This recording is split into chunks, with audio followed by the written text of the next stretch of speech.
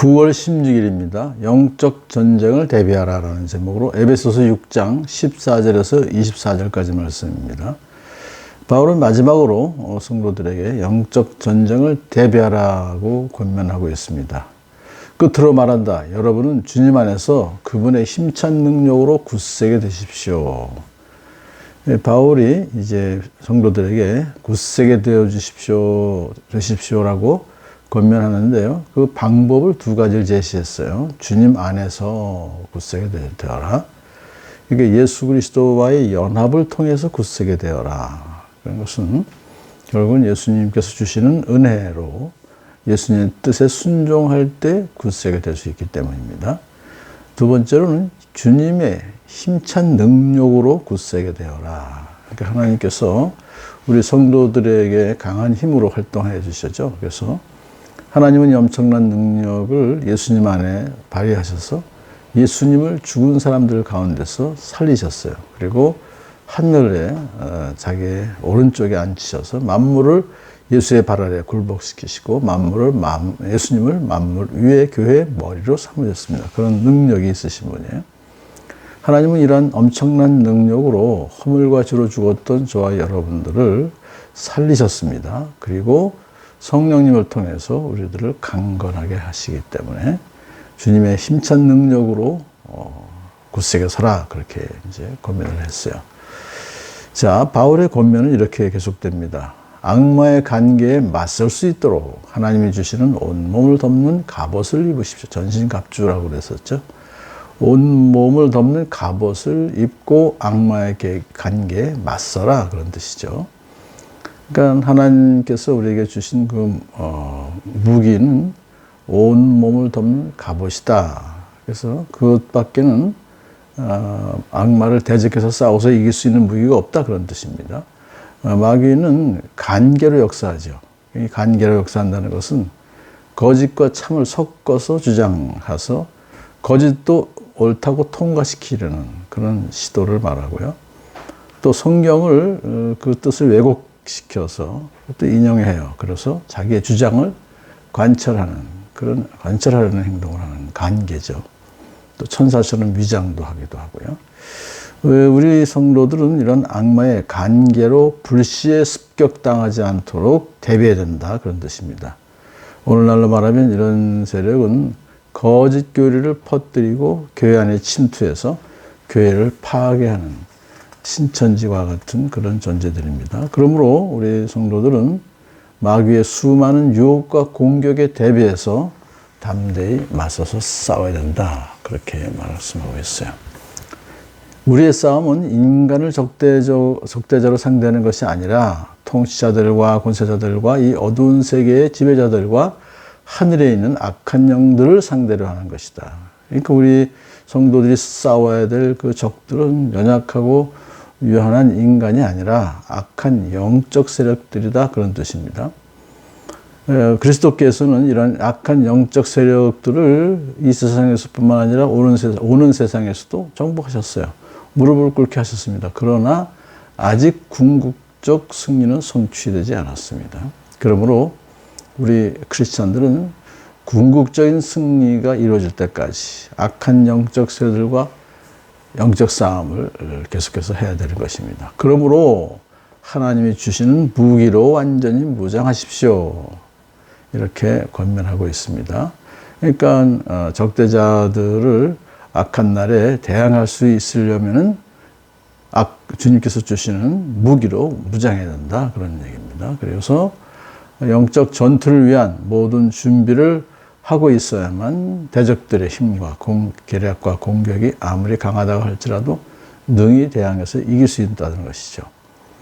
자, 바울은 이제 온몸을 덮는 갑옷을 하나하나씩 나열하면서 그 의미를 부여하고 있습니다. 첫 번째로 진리의 허리띠로 허리를 동이고, 그 당시의 옷은 로브라고 해서 목부터 발목까지 하나의 긴 옷이었어요. 그래서 전투를 하기 위해서는 허리를 붙들어 매야 돼요. 그래서 의복을 잡아매는 띠가 있어야 되는데 그것은 진리다 그렇게 정의되고 있습니다. 진리로 그랬죠.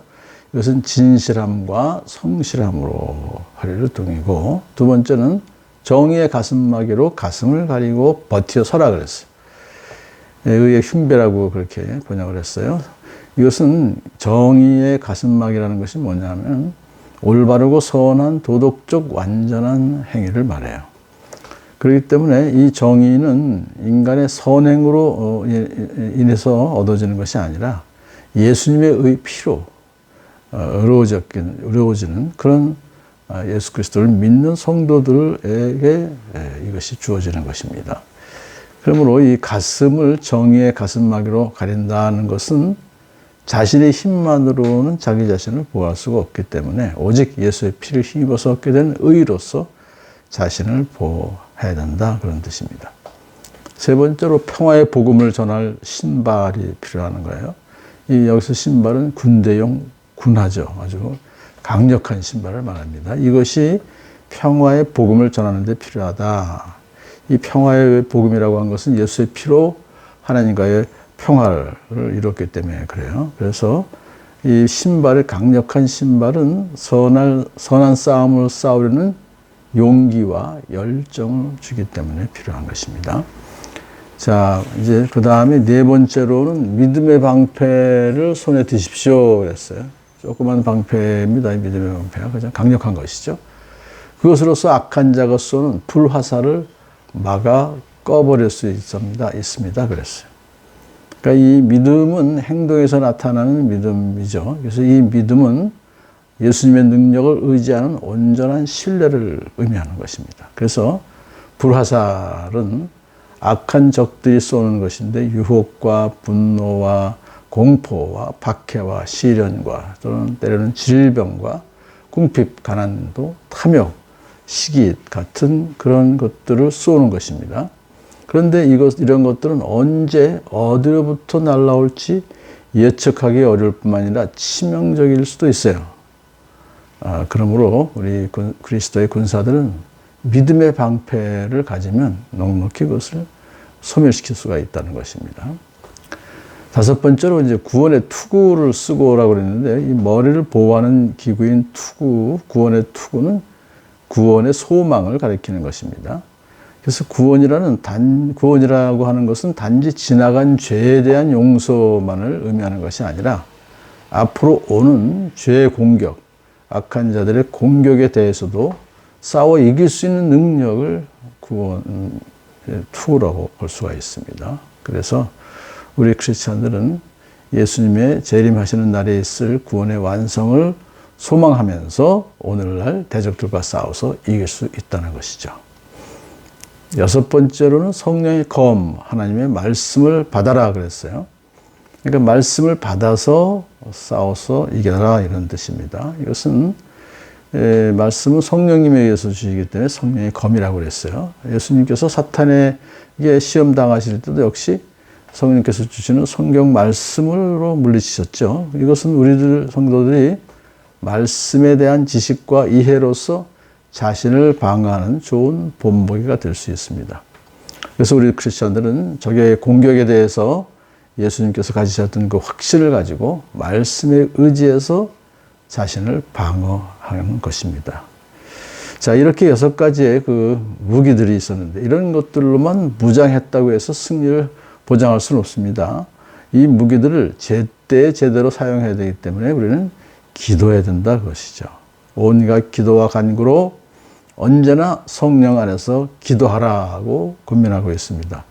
이것을 위하여 늘 깨어서 끝까지 참으면서 모든 성도를 위하여 간구하라. 그러니까 자기 자신만의 영적 투쟁을 위해서 기도할 것이 아니라 예수님의 몸된 교회 지체들 전체를 위해서 그들도 싸워서 이기기를 위해서 중보 기도하라라고 하는 것이고요. 더 나아가서 이제 자기 자신 바울을 위해서도 기도해라고 요청합니다. 나를 위하여 기도하기를 내가 입을 열 때 하나님께서 말씀을 주셔서 담대하게 복음의 비밀을 알릴 수 있도록 해 주십시오. 나는 감옥에 있지만 이런 형편에서도 내가 마땅히 해야 할 말을 담대하게 말할 수 있도록 기도해 주십시오 라고 또한 요청하고 있습니다. 저 여러분에게도 이러한 요청을 해주는 또한 지도자가 계십니다. 오늘도 우리가 자기 자신을 위해서, 모든 지체들을 위해서, 또 영적 지도자들을 위해서 이렇게 영적 전쟁을 대비하는 온몸을 덮는 갑옷을 입게 해달라는 간구가 계속되어지기를 간절히 소망합니다.